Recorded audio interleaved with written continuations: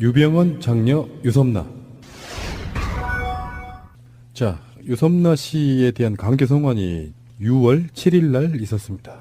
그래서 세월호 실소유주라고 불리우는 유병헌 전 세모그룹 회장의 장녀고요. 횡령 배임 혐의를 받고 있는 바로 그런 분이고, 우리 방송으로도 지금 세월호 의혹 시리즈에서도 이야기를 좀 드린 적이 있고요.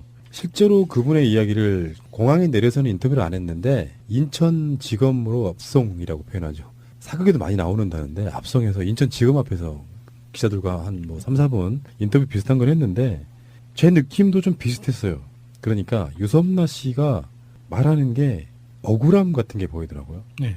왜 이렇게 늦게 들어왔냐 하는 거에 대한 부분은 어차피 박근혜 정권 때는 내가 들어와서 제대로 된 재판이랄까 수사를 받을 수 없다는 생각이 있어서 그랬다는 거예요. 정권도 바뀌었고 세상이 바뀌어서 이제는 정당하게 법의 처분 이런 걸 한번 받아보고 싶다 이렇게 이야기를 하는 거고요. 그래서 제가 관련돼 있는 분들한테 나름대로 취재를 좀 해봤고요. 일단은 디자인 업체 모레알 디자인을 운영하면서 계열사 다판다로부터 컨설팅비 명목으로 48억 원을 지급받는 등 총 492원의 횡령 배임 혐의를 받고 있다. 이렇게 이야기를 했는데 그 부분에 대해서는 지금 제가 알고 있기 이런 거예요. 검찰이 지금까지 유섬나 씨의 횡령 배임 금액을 492억 원이라고 발표를 했는데 최근 확인한 결과로는 그게 45억으로 줄었습니다. 어떻게 이렇게 숫자 셈도 잘 못하는 거죠? 근데 실질적으로 횡령이나 배임이라는 그 범죄 행위 자체가 기업 외부에 있는 사람이 할 수 있는 게 아니잖아요. 그러니까 기업 내부에서 기업을 경영권을 가진 사람이 그리고 어떤 결제나 자금을 결정 판단하고 이렇게 집행할 수 있는 권한을 가진 사람이 어떤 자기 개인적인 이익을 위해서 내부자를 속이는 거죠. 그게 이제 횡령이나 배임인데 아무리 유선마 씨가 대주주라고는 하지만 경영하는 사람이 아니었잖아요. 외부에서 별도의 자회사든 어떤 제3회사든 만들어가지고 거래 방식으로 이제 움직이는 사람이었는데 그런 사람한테 횡령 배임이라는 논리 자체가 적용되는지도 저는 좀 의문스러워요.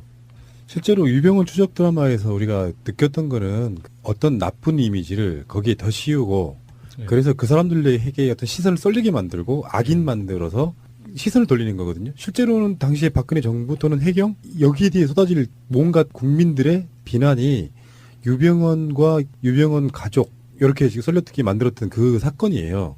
그 사건이 지금 정권도 바뀌었고 3년도 훨씬 지난 뒤에 유승만 씨가 들어왔는데 그래서 저거 검찰의 수사 방향 자체가 나간 그 세월호 의혹 시리즈 2닷에 이제 다시 세월호다 세 번째 네 번째 방송에서 그런 얘기를 하고 있는 건데요. 검찰이 하는 수사 방향이 오히려 누구에 의해서 컨트롤이 됐건 그게 황교안이건 우병우 간에 그 방향이 오히려 그들이 숨기고 싶어하는 반대 방향에 있는 거다. 저는 그렇게 보는 상황이었거든요. 그러니까 실제로 유병헌 같은 경우도 지금 정부에 의해서 정부가 유병헌 회장에게 추징금 한 대부분도 있죠. 그게 사실은 거의 대부분이 은행에 이미 압류되어 있는 상태예요. 은행이 받아야 될 돈이었다고. 정부가 유병헌 회장으로부터 받아낼 돈이 사실 없고요. 그리고 다시 말씀드리지만 언론들은 되게 묘합니다. 이제 유섬나 씨가 들어온다고 하니까 하는 이야기가 초호화 생활을 했던 유섬나 이렇게 얘기해요. 초호화 생활. 나쁜 이미지 먼저 줘요. 왜? 그렇게 많이 죽어갔는데 그래도 나쁜 유병헌의 나쁜 장녀인 유섬나는 초호화 생활을 이어갔다. 이런 방식으로 몰고 가려고 하는 거거든요. 그 자체가 좀 잘못된 부분이 분명히 있는 거고 당시에 언론에 막 뭔가가 드러날 때는 딱 10배 정도잖아요.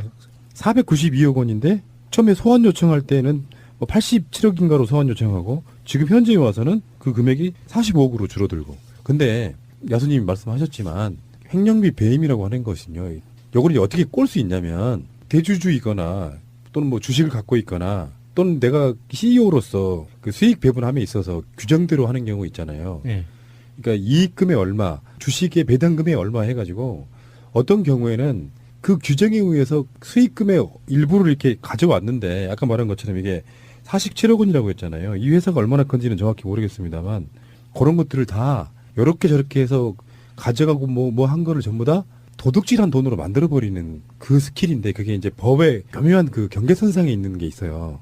요거를 정당한 수익금으로 분배해 간 걸로 볼 것이냐 아니면은 회사를 운영하기 위한 자금으로 킵해둔 걸로 볼 것이냐 여러 가지 그 기준이 있을 거 아니에요. 기준이랄까 그 경계선이 있을 거 아니에요. 그걸 애매모호하게 만들어가지고 딱 그 사람 찍어가지고 횡령비 배임 이렇게 실제로 이거 법원에 가면요 그냥 무죄 나오는 겁니다. 네. 법무부가 지금 보낸 보도 자료를 보면 여러 가지가 나오는데 그동안 일지 같은 게 나와요. 근데 유섬나는 인터뷰에서 그랬어요. 실제로 검찰로부터 저는 편지 한 장 받은 적이 없다. 한국으로 들어오라고 이렇게 촉구하거나 이런 소환장 같은 거 있잖아요. 소환장 같은 걸 받은 적이 하나도 없다. 그래서 유섬나 씨는 한번 잡혀요. 2014년 5월에 월 1,000만 원을 내고 있다는 그 아파트에서 잡혀서 구치소에서 감금을 1년 5개월 정도를 합니다. 예. 그런 다음에 조건부 석방해서 남은 기간을 지내다가 지금 들어온 거거든요. 그래서 이분이 뭐 3년 내내 초호화 아파트에 있었다. 이거는 사실이 아니고요. 사실 이분이 있었던 아파트는 굉장히 좋은 아파트인 건 맞아요. 정확하다면 이게 사실이라면 그 샹젤리제 거리에서도 그 뒤편 쪽으로 해서 골든 트라이앵글이라고 하는 주거 지역이 있는데 여기는 굉장히 서민은 살 수 없는 그런 그런 곳이거든요. 데가 있어요? 네. 돈 많은 사람이 거기서 뭐 자기 돈 가지고 산다는데. 예, 그러니까 뭐 몇십억, 몇백억 이렇게 버는 사람들이라면 뭐 그게 문제가 되지는 않고요. 그런 거 그렇게 돼버리는 거 똑같아. 박근혜 씨 삼성동에서 초호화 생활 기업들한테 돈 받아서 이렇게 할 수도 있는 거예요. 이거는 나쁜 프레임이라고 보고요. 실제로 지금 검찰은 조사를 받아야 되는 게 본인들이 세월호 사건 나고 나서 했던 수사에 대한 일종의 마무리 작업 같은 거라고 볼 수 있는데 굉장히 난감해질 가능성이 높아요. 종편에 나오는 변호사가 이렇게 얘기하더라고요. 자기들이 횡령과 배임을 해서 수익금의 대부분을 가져가 버렸기 때문에 세월호 안전에 사실상의 책임이 있다. 이게 말이 됩니까? 그러니까 세월호 안전에는 돈을 안 쓰고 돈을 다 가져가 버려서 유병헌, 유섬나 이런 사람들이 책임이 있다. 이런 식으로 변호사가 이야기를 해요. 법적으로 무슨 문제가 있는 건데? 그러면은 SK가 그 통신 요금을 계속 높이는 이유가 주주들 책임이라는 거예요? 그렇죠. 배당금을 받아야 네. 되는 입장에서. 배당금 가져가는 주주들 때문에 요금이 올라간다는 거잖아요. 그건 뭐 개똥만 그런 사람이 변호사 하는 거면은 저도 하고 싶네요. 어디서 이렇게 100원짜리 하나 딱지 주고 살 수 있을 것 같아요.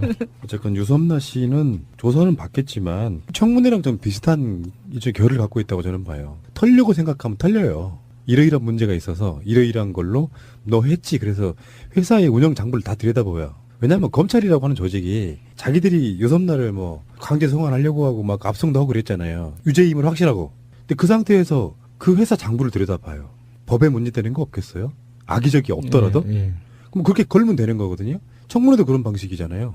나는 표절할 의도도 없었고 표절이라고 생각도 안 했어.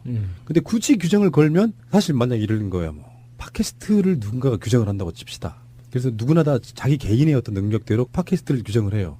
그러면 이런 거 있을 수 있잖아. 뭐 인터넷이란 말이 나올 수 있고 송출이란 말이 나올 수도 있고 스티브 잡스, 아이폰, 아이튠즈, 뭐 팟빵 이렇게 나올 수 있잖아요. 네. 그 모든 것들을 조합해가지고 중복되는 단어가 여러 개니까 표절이다. 이렇게 될 수 있는 거예요. 그런 방식으로 걸고 넘어지는 거라고 저는 네. 보는 거거든요. 유섬나 씨를 기본적으로 우리가 실드 치고 싶은 생각은 없어요. 근데 지금 현재 더 큰 문제는 유섬나나 유병헌이 아니고 그때 그 수사를 황교안이든 누구든에 의해서 지시를 받아가지고 처벌할 사람 처벌하지 않고 제대로 된 그렇죠. 수사 안 하고 예. 했던 검찰이 지금 이 수사를 하고 있다는 게 더 큰 예. 가장 문제다. 이렇게 말씀드리고 싶습니다. 자, 트윗 한번 보겠습니다. 더 그리온님의 트윗입니다. 속보, 유섬나, 도망치지 않았고 검찰 연락 받은 적 없다. 이거 사실이면 우리 검찰 뭐가 되나요? 크크크. 사실일걸요?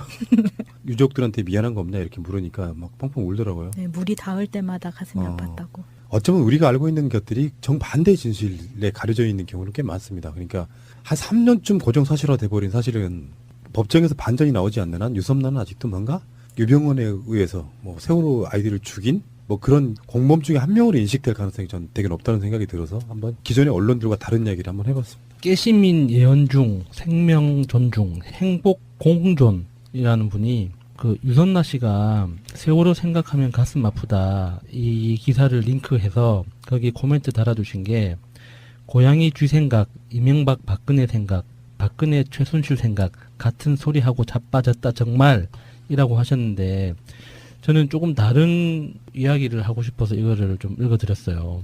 이게 법무부 보도자료를 보면 2014년 5월부터 꾸준히 뭔가를 이렇게 유섬나 씨를 본국으로 송환하기 위해서 우리나라로 송환하기 위해서 뭔가를 엄청나게 했다고 지금 기록이 막 20줄 넘게 이렇게 있는데 이걸 왜 최순실 정유라한테는 안 했을까? 안민석 그 의원이 라디오 방송에 나와서 몇 번을 그 의혹 제기를 했지 않습니까? 여기 있다.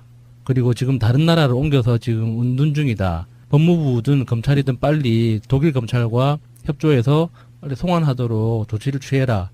근데 몇 달 동안 아무것도 안 했거든요. 맞아요. 그랬다고 저도 들었어요.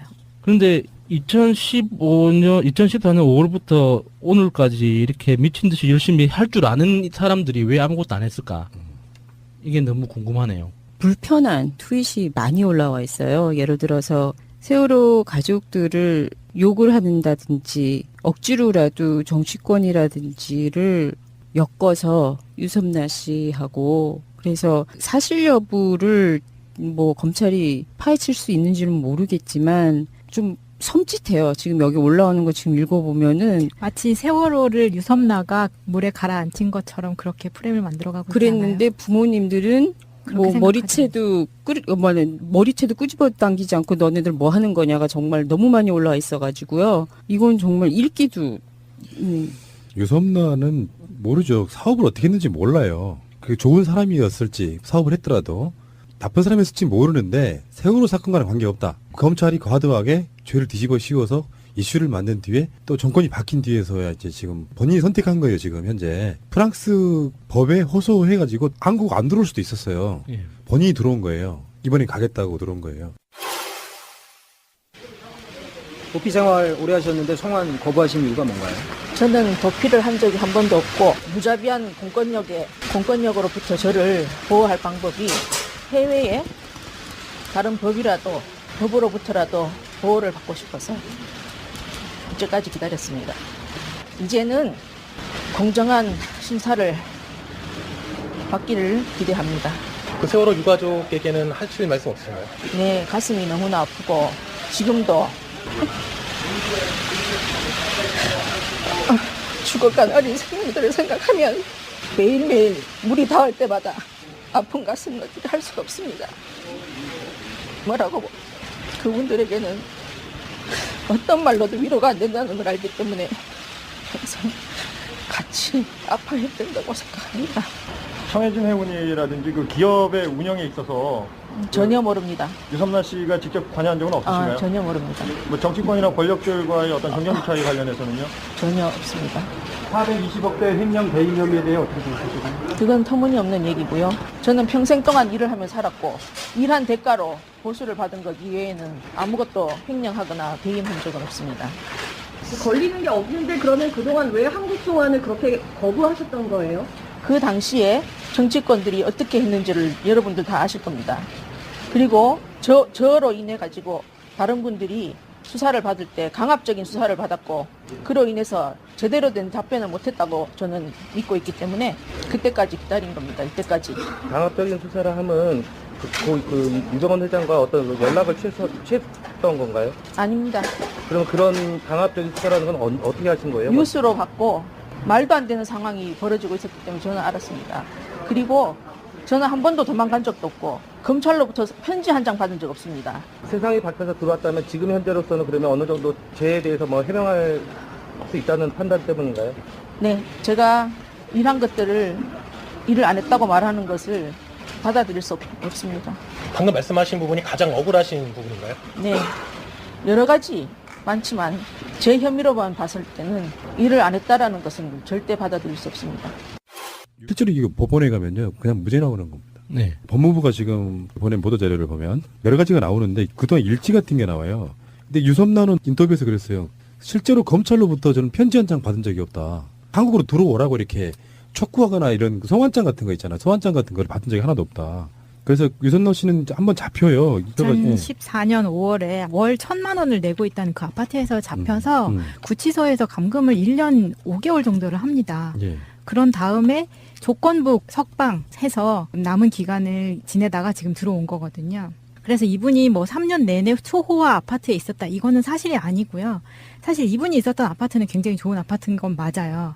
정확하다면 이게 사실이라면 그 샹젤리제 거리에서도 그 뒤편 쪽으로 해서 골든 트라이앵글이라고 하는 주거 지역이 있는데 여기는 굉장히 서민은 살 수 없는 그런 곳이거든요. 그런 데가 있어요? 네. 돈 많은 사람이 거기서 뭐 자기 돈 가지고 산다는데. 네, 그러니까 뭐 몇십억, 몇백억 이렇게 버는 사람들이라면 뭐 그게 문제가 되지는 않고요. 그런 거 그렇게 돼버리는 거 똑같아. 박근혜 씨 삼성동에서 초호화 생활 기업들한테 돈 받아서 이렇게 할 수도 있는 거예요. 이거는 나쁜 프레임이라고 보고요. 실제로 지금 검찰은 그래서 그 사람들에게 어떤 시선을 쏠리게 만들고 악인 만들어서 시선을 돌리는 거거든요. 실제로는 당시에 박근혜 정부 또는 해경 여기에 대해 쏟아질 뭔가 국민들의 비난이 유병헌과 유병헌 가족 이렇게 지금 썰려듣게 만들었던 그 사건이에요. 그 사건이 지금 정권도 바뀌었고 3년도 훨씬 지난 뒤에 유승범 씨가 들어왔는데 그래서 저거 검찰의 수사 방향 자체가 나간 그 세월호 의혹 시리즈 2닷에 이제 다시 세월호다 세 번째, 네 번째 방송에서 그런 얘기를 하고 있는 건데요.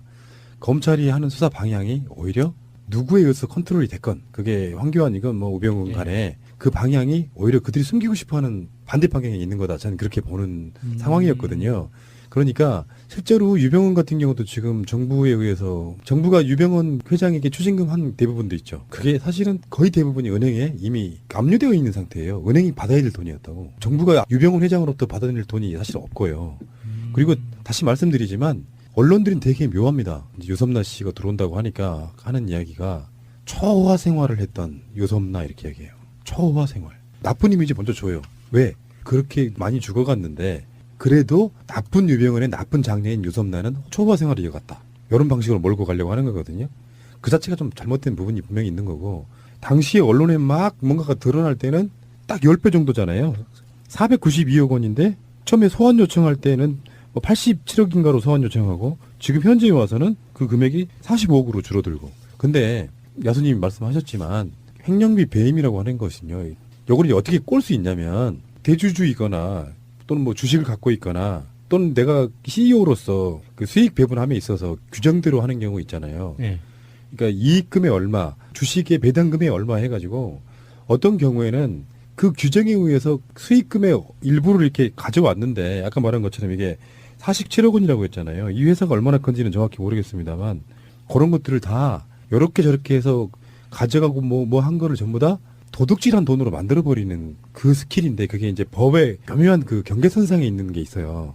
요거를 정당한 수익금으로 분배해 간 걸로 볼 것이냐 아니면은 회사를 운영하기 위한 자금으로 킵해둔 걸로 볼 것이냐 여러 가지 그 기준이 있을 거 아니에요. 기준이랄까 그 경계선이 있을 거 아니에요. 그걸 애매모호하게 만들어가지고 딱 그 사람 찍어가지고 횡령비 배임 이렇게 유병헌 장녀 유섬나. 자 유섬나 씨에 대한 강제 송환이 6월 7일 날 있었습니다. 그래서 세월호 실소유주라고 불리우는 유병헌 전 세무그룹 회장의 장녀고요. 횡령 배임 혐의를 받고 있는 바로 그런 분이고 우리 방송으로도 지금 세월호 의혹 시리즈에서도 이야기를 좀 드린 적이 있고요. 실제로 그분의 이야기를 공항에 내려서는 인터뷰를 안 했는데 인천지검으로 압송이라고 표현하죠. 사극에도 많이 나오는다는데 압송해서 인천지검 앞에서 기자들과 한 뭐 3, 4분 인터뷰 비슷한 걸 했는데 제 느낌도 좀 비슷했어요. 그러니까 유섬나 씨가 말하는 게 억울함 같은 게 보이더라고요. 네. 왜 이렇게 늦게 들어왔냐 하는 거에 대한 부분은 어차피 박근혜 정권 때는 내가 들어와서 제대로 된 재판이랄까 수사를 받을 수 없다는 생각이 있어서 그랬다는 거예요. 정권도 바뀌었고 세상이 바뀌어서 이제는 정당하게 법의 처분 이런 걸 한번 받아보고 싶다. 이렇게 이야기를 하는 거고요. 그래서 제가 관련돼 있는 분들한테 나름대로 취재를 좀 해봤고요. 일단은 디자인 업체 모레알 디자인을 운영하면서 계열사 다판다로부터 컨설팅비 명목으로 48억 원을 지급받는 등 총 492원의 횡령 배임 혐의를 받고 있다. 이렇게 이야기를 했는데 그 부분에 대해서는 지금 제가 알고 있기 이런 거예요. 검찰이 지금까지 유섬나 씨의 횡령 배임 금액을 492억 원이라고 발표를 했는데 최근 확인한 결과로는 그게 45억으로 줄었습니다. 어떻게 이렇게 숫자 셈도 잘 못하는 거죠? 근데 실질적으로 횡령이나 배임이라는 그 범죄 행위 자체가 기업 외부에 있는 사람이 할 수 있는 게 아니잖아요. 그러니까 기업 내부에서 기업을 경영권을 가진 사람이 그리고 어떤 결제나 자금을 결정 판단하고 이렇게 집행할 수 있는 권한을 가진 사람이 어떤 자기 개인적인 이익을 위해서 내부자를 속이는 거죠. 그게 이제 횡령이나 배임인데 아무리 유선마 씨가 대주주라고는 하지만 경영하는 사람이 아니었잖아요. 외부에서 별도의 자회사든 어떤 제3회사든 만들어가지고 거래 방식으로 이제 움직이는 사람이었는데 그런 사람한테 횡령 배임이라는 논리 자체가 적용되는지도 저는 좀 의문스러워요. 실제로 유병헌 추적 드라마에서 우리가 느꼈던 거는 어떤 나쁜 이미지를 거기에 더 씌우고